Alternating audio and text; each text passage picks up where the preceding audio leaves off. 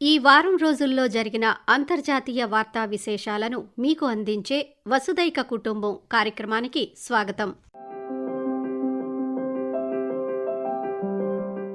America సుంకాలతో పాటు ప్రపంచవ్యాప్తంగా నెలకొన్న అనిశ్చితి కారణంగా చైనాలో జరగబోతున్న ఒక సదస్సు అందరి దృష్టిని ఆకర్షిస్తోంది.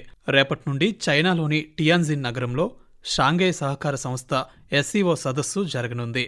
ఈ సదస్సుకి భారత ప్రధానమంత్రి నరేంద్ర మోదీతో పాటు రష్యా అధ్యక్షుడు వ్లాదిమిర్ పుతిన్ కూడా హాజరు కానున్నారు.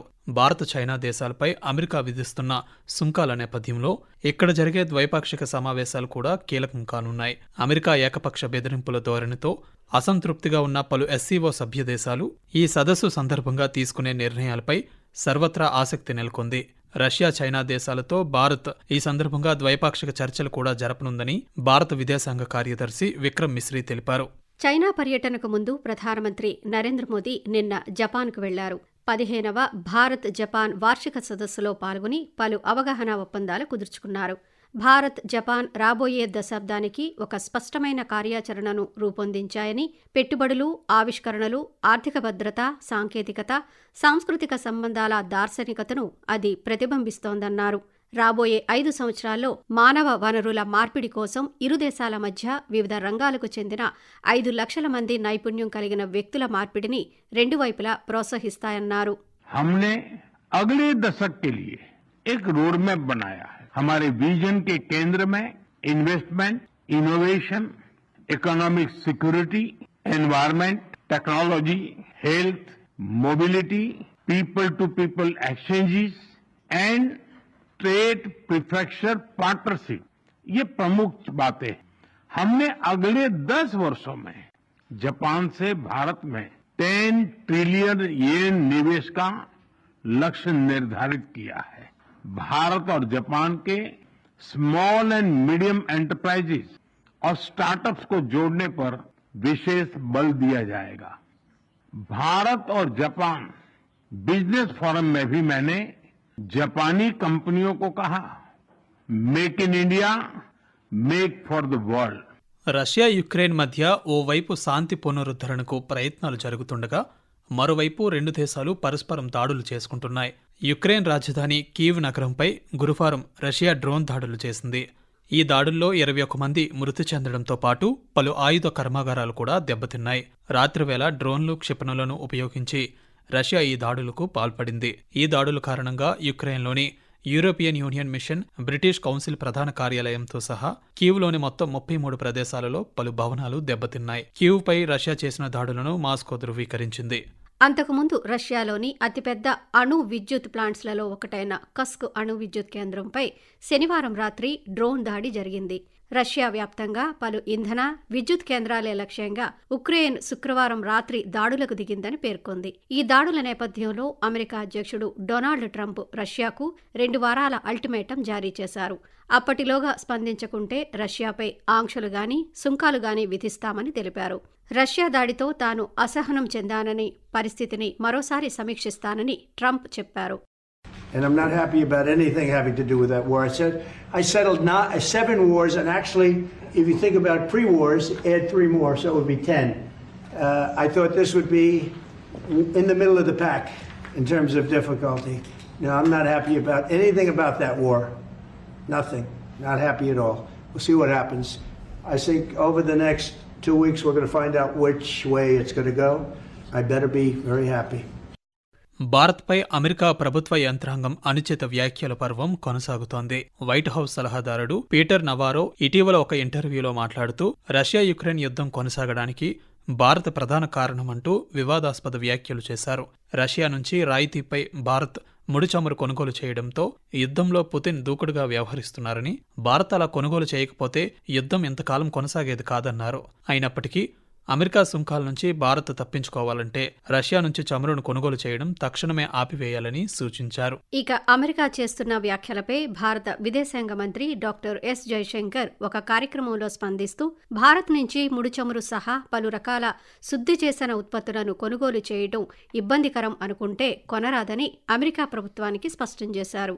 అమెరికా పాలనా యంత్రాంగం అనుక్షణం స్వప్రయోజనాలతో వాణిజ్యం చేస్తూ భారత్ సైతం అదే పని చేస్తుంటే తప్పుబట్టడం హాస్యాస్పదంగా ఉందన్నారు. ట్రంప్ హయాంలో అమెరికా అవలంబిస్తున్న విదేశాంగ విధానం పూర్తిగా అగమ్యగోచరంగా ఉందన్నారు. తమ వద్ద నుంచి కొనుగోలు చేయకుంటే భారతీయ చమురు ఉత్పత్తులను కొనేందుకు వేరే దేశాలు ఉన్నాయని చెప్పారు. Funny you have people who work for a pro-business American administration accusing other people of doing business. Okay, that's really curious. But here's the point: if you have a problem buying oil from India, oil or refined products, don't buy it. Nobody forced you to buy it.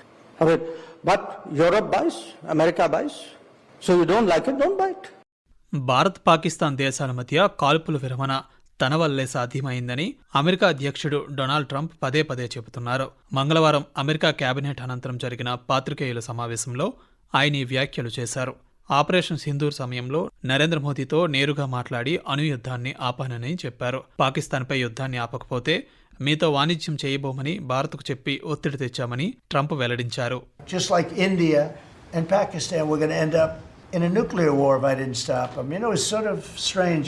I saw they were fighting. Then I saw 7 jets were shot down. I said, that's not good. That's a lot of jets, you know. $150 million planes were shot down. A lot of them, 7, maybe more than that. They didn't even report the real number. And I'm talking to a very terrific man, Modi of India. And I say, what's going on with you in Pakistan? Then I'm talking to Pakistan on trade. I said, what's going on?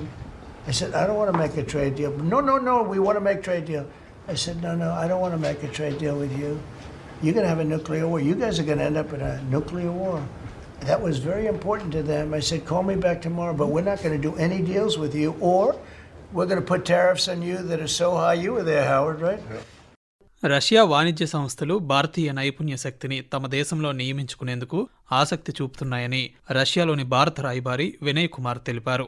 ఇప్పటికే ఉన్న భారతీయ శ్రామికులు నిర్మాణం, వస్త్ర రంగాల్లో పనిచేస్తున్నారని, కానీ యంత్రాలు, electronics విభాగాల్లో భారతీయులకు మరింత గిరాకీ ఉందని వెల్లడించారు. రష్యాలోని అవకాశాలను అందిపుచ్చుకోవడానికి ఎక్కువ మంది భారతీయులు వస్తుండటంతో కాన్సులేట్ సేవల పనిభారం పెరుగుతోందని, దీనిని దృష్టిలో ఉంచుకుని కాన్సులేట్ సైతం తమ సేవలను విస్తరింపజేస్తోందన్నారు. నిరంతర వార్తా విశేషాల కోసం ఆకాశవాణి సామాజిక మాధ్యమ వేదికలైన news on air YouTube channel ను, newsonair.gov.in వెబ్సైట్ ను, ట్విట్టర్ లో ఆల్ ఇండియా రేడియో న్యూస్ ను వీక్షించండి. తెలుగు ప్రాంతీయ వార్తా విశేషాల కోసం ఆకాశవాణి న్యూస్ విజయవాడ మరియు Akashvani news Visakhapatnam YouTube channels ను వీక్షించండి. ఐరోపా దేశమైన లిథువేనియా నూతన ప్రధానమంత్రిగా ఇన్గా రుగినీస్ ఎన్నికయ్యారు. మంగళవారం ఆ దేశ పార్లమెంటు సీమాస్లో జరిగిన ఓటింగ్లో ఇన్గా రుగినీస్ మెజారిటీ ఓట్లు సాధించడంతో ప్రధాని పదవిని దక్కించుకున్నారు. ప్రస్తుత ప్రధానమంత్రి గింటాటస్ పలుకాస్ అవినీతి ఆరోపణలపై రాజీనామా చేయడంతో ఈ ఎన్నిక అనివార్యమైంది.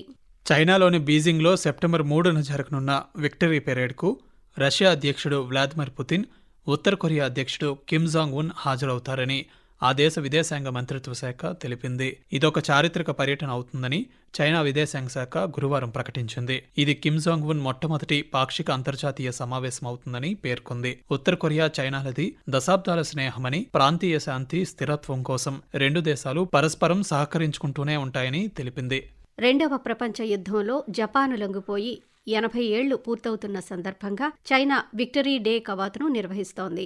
వందలాది యుద్ధ విమానాలు, యాంటీ డ్రోన్ వ్యవస్థలతో సహా తన తాజా ఆయుధాలను చైనా ఈ పరేడ్లో ప్రదర్శించనుంది. ఈ కవాతుకు పుతిన్, కిమ్తో పాటు 26 మంది దేశాధినేతలు కూడా హాజరు కానున్నారు.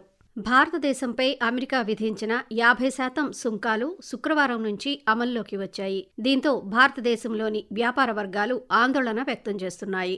రష్యా చమురు కొనుగోలు చేస్తుందన్న కారణంతో భారత్పై అమెరికా అదనపు సుంకాలు విధించింది.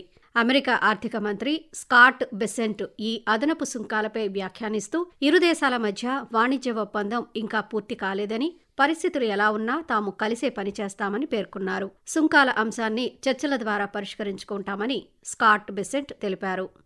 భారత్ కెనడా దేశాల మధ్య గత కొంతకాలంగా నిలిచిపోయిన దౌత్యపరమైన సంబంధాలు తిరిగి పునరుద్ధరించబడుతున్నాయి. గత ప్రధాని జస్టిన్ ట్రూడో సమయంలో దౌత్యవేత్తలను విరమించుకోవడంతో నిలిచిపోయిన సంబంధాలను తిరిగి పునరుద్ధరించుకోవడానికి ఇరు దేశాలు పరస్పరం దౌత్యవేత్తలను నియమించాయి. కెనడాకు భారత హైకమిషనర్గా దినేష్ కే పట్నాయక్ నియమితులయ్యారు. కెనడా సైతం భారత్లో తన హైకమిషనర్గా క్రిస్టోఫర్ కోటర్ను ప్రకటించింది. జూన్లో కెనడా పర్యటనలో భాగంగా ఆ దేశ ప్రధానమంత్రి మార్క్ కార్నీతో భారత ప్రధాని నరేంద్ర మోదీ సమావేశమైన సందర్భంగా దౌత్యవేత్తల పునర్నియామకంపై ఇద్దరి మధ్య ఏకాభిప్రాయం కుదిరింది. పరస్పర గౌరవం, చట్టాలకు కట్టుబడి ఉండటం సహా ఇరు దేశాల్లోని పౌరులు, వ్యాపారులకు సాధారణ సేవలు తిరిగి అందించే ఉద్దేశంతో దౌత్యవేత్తల పునర్నియామకానికి నరేంద్ర మోదీ, మార్క్ కార్నీలు అంగీకరించారని కెనడా ప్రధానమంత్రి కార్యాలయం ఓ ప్రకటనలో పేర్కొంది. థాయిలాండ్ మాజీ ప్రధానమంత్రి పెటోంగ్ టార్న్ షినవత్రాను పదవి నుంచి తొలగిస్తూ ఆ దేశ రాజ్యాంగ ధర్మాసనం శుక్రవారం తీర్పు వెల్లడించింది. పొరుగు దేశమైన కాంబోడియా ప్రధానితో షినవత్రా జరిపిన ఫోన్ సంభాషణపై గతంలో విమర్శలు రాగా నైతిక ప్రమాణాలు ఉల్లంఘించారన్న ఆరోపణలపై థాయిలాండ్ రాజ్యాంగ న్యాయస్థానం విచారణ జరిపి జూలై 2వ తేదీన ఆమెను సస్పెండ్ చేస్తూ ధర్మాసనం తీర్పు ఇచ్చింది. తాజాగా అభియోగాలు రుజువైనందున ఆమెను పదవి నుంచి తొలగిస్తూ తీర్పు వెల్లడించింది. కజకిస్తాన్ వేదికగా జరిగిన 16వ ఆసియా షూటింగ్ ఛాంపియన్షిప్ నిన్నటితో ముగిసింది. ఈ టోర్నీ ఆద్యంతం భారత్, చైనా దేశాలకు చెందిన క్రీడాకారులు అత్యుత్తమ ప్రతిభ కనబరిచారు. 44 స్వర్ణ పతకాలు, 20 రజత పతకాలు, 18 కాంస్య పతకాలు కలిపి మొత్తం 82 పతకాలతో భారత్ ఛాంపియన్షిప్ను ముగించింది. రైఫిల్ విభాగంలో భారత్, పిస్టల్ విభాగంలో చైనా ఆధిపత్యం ప్రదర్శించాయి. మరోవైపు జ్యూరిచ్లో జరిగిన డైమండ్ లీగ్ జావెలిన్ త్రో పోటీలలో జర్మనీకి చెందిన జూలియన్ వెబర్ 91.51 మీటర్ల త్రో విసిరి వ్యక్తిగత అత్యుత్తమ ప్రదర్శనతో పాటు స్వర్ణ పతకాన్ని కూడా గెలుచుకున్నారు. ఇక భారత్కు చెందిన ఒలింపిక్ పతక విజేత నీరజ్ చోప్రా 2వ స్థానాన్ని దక్కించుకున్నాడు. ఫైనల్ రౌండ్లో 85 మీటర్ల త్రో విసిరి ద్వితీయ స్థానంలో నిలిచాడు. అదేవిధంగా బీహార్లోని రాజ్గీర్లో 12వ పురుషుల ఆసియా హాకీ కప్ 2025 నిన్న జాతీయ క్రీడా దినోత్సవం సందర్భంగా ప్రారంభమైంది. మరోవైపు అహ్మదాబాద్లో కామన్వెల్త్ వెయిట్ లిఫ్టింగ్ ఛాంపియన్షిప్ గురువారం ప్రారంభమైంది. మీరు ఇంతవరకు ఈ వారం రోజుల్లో జరిగిన అంతర్జాతీయ వార్తా విశేషాలను మీకు అందించే వసుదైక కుటుంబం కార్యక్రమాన్ని విన్నారు. వ్యాఖ్యానం డివి సత్యనారాయణ, పొన్నగంటి సుధా. సమర్పణ ప్రాంతీయ వార్తా విభాగం, ఆకాశవాణి విశాఖపట్నం కేంద్రం. వెలువడింది ఆకాశవాణి విజయవాడ కేంద్రం నుండి.